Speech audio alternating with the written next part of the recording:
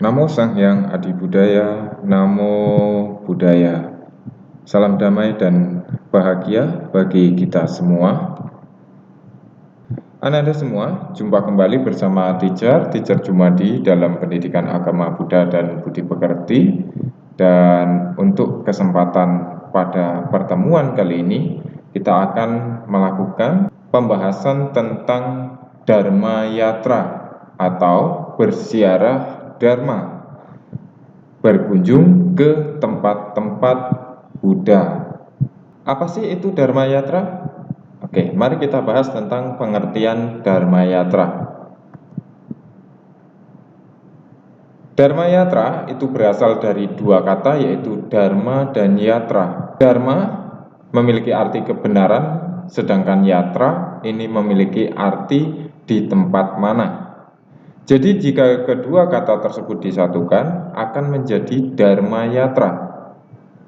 Maka dengan demikian Dharma Yatra artinya adalah tempat yang berhubungan dengan kebenaran Dharma yang perlu dikunjungi oleh umat Buddha.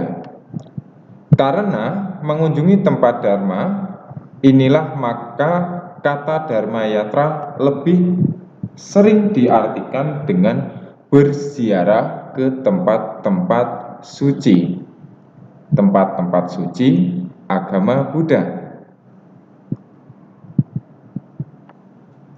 Tujuan dari Dharma Yatra, ya, jadi setiap apapun yang kita lakukan ini harus ada tujuannya, ya, terutama dalam pelaksanaan Buddha Dharma. Begitu pula dengan Dharma Yatra.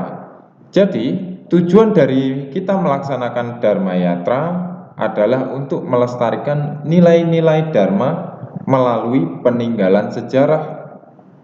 Dengan berdharma yatra akan bermanfaat untuk meningkatkan keyakinan atau sada pada Buddha dan pada ajarannya atau pada Dharma.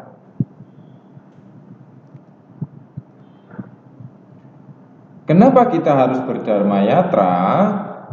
Sejarah dari kenapa kita harus berdharma yatra ini terjadi ketika peristiwa Buddha Mahaparinibbana, berkenaan dengan pertanyaan Bhikkhu Ananda, bagaimana cara untuk menghormat Buddha atau memberikan penghormatan, melakukan puja kepada sosok Buddha. Nah, di situ kemudian Buddha menyampaikan bahwa dengan mengunjungi tempat-tempat suci, maka hal itu bisa sebagai penghormatan kepada Buddha. Nah, ini kemudian dituliskan atau dituangkan dalam Mahaparinibbana Sutta. Di dalam Mahaparinibbana Sutta, Buddha juga menyatakan bahwa siapapun yang dalam perjalanan ziarah tersebut meninggal dunia dengan hati yang penuh keyakinan, maka orang tersebut setelah badan jasmaninya hancur, setelah mati, akan bertumimba lahir di alam surga yang bahagia. Ini salah satu manfaat dari berdharma yatra, tetapi dengan catatan bahwa hal itu harus dilakukan dengan penuh rasa hormat, rasa bakti, dan juga penuh dengan keyakinan terhadap Buddha Dharma. Apa yang kita lakukan jika kita nanti ada kesempatan untuk melakukan Dharma Yatra, mengunjungi tempat-tempat suci agama Buddha? Ketika kita berada di tempat-tempat Dharma Yatra, kita bisa melakukan kegiatan-kegiatan berikut ini. Yang pertama adalah tentu saja kita bernamaskara atau memberikan penghormatan. Yang kedua, kita bisa melakukan puja bakti dengan membacakan parita-parita suci untuk merenungkan keluhuran dan kemuliaan dari Buddha, Dharma, dan Sangha. Kemudian kita melakukan perenungan terhadap peristiwa di masing-masing tempat. Ya, ketika kita di Taman Lumini, kita merenungkan bagaimana Taman Lumbini, sejarah yang terjadi di Taman Lumbini. Begitu juga ketika kita berada di Bodhgaya, Taman Rusa Isipatana, dan Kusinara. Kemudian yang kita bisa lakukan lagi di tempat tersebut adalah tentu saja kita melakukan meditasi. Selanjutnya kita bisa melakukan pradaksina atau memberikan puja dengan mengitari objek puja, dan kita juga bisa melakukan pelimpahan jasa, menyalurkan kebajikan-kebajikan yang telah kita lakukan mulai dari namaskara, puja bakti, perenungan, meditasi, pradaksina, kemudian kita limpahkan kepada orang-orang yang berjasa dalam hidup kita seperti orang tua, ayah dan ibu, ataupun kepada semua makhluk. Jadi ketika kita melakukan Dharma Yatra, kita harus banyak melakukan kebajikan di tempat-tempat Dharma Yatra tersebut. Siapa yang pertama kali melakukan Dharma Yatra? Perlu diketahui bahwa ternyata kebiasaan berziarah ke tempat-tempat suci tersebut baru dilaksanakan jauh setelah Buddha parinibbana, yaitu pada zaman pemerintahan Raja Asoka, sekitar 300 tahun setelah Buddha wafat. Jadi Raja Asoka adalah orang pertama yang melakukan Dharma Yatra. Kenapa bisa demikian? Karena Raja Asoka ini belajar tentang sejarah, belajar tentang Dharma. Akhirnya beliau tahu bahwa dengan mengunjungi tempat-tempat suci atau tempat-tempat yang berhubungan dengan Buddha dan Dharma, maka hal itu akan membawa kepada kemajuan spiritual dan membawa manfaat yang baik.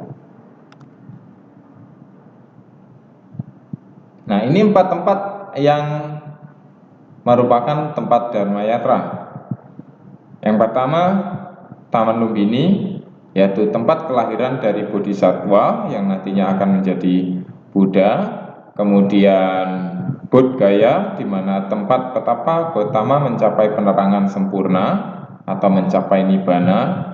Kemudian yang ketiga, Taman Rusa Isipatana, yaitu tempat di mana Tathagata pertama kali memutar roda Dharma atau Dhammacakkappawatana Sutta. Dan yang keempat yaitu Kusinara, yaitu tempat Buddha Mahaparinibbana atau mencapai pembebasan akhir. Nah, untuk lebih jelasnya tentang keempat tempat ini akan kita bahas nanti di pertemuan yang selanjutnya tentang tempat-tempat Dharma Yatra.